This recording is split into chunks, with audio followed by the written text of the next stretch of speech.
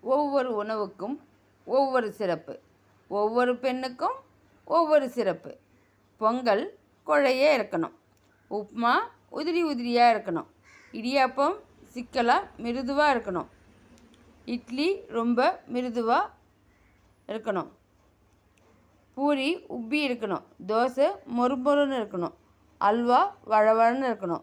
சாம்பார் சாதம் கொல கொலன்னு இருக்கணும்.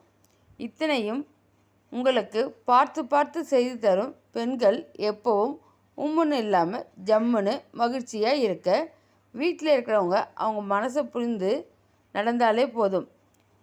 வீட்டில் உள்ள பெண்கள் மகிழ்வாய் இருந்தால் வீடே மகிழ்ச்சியாக மாறும்.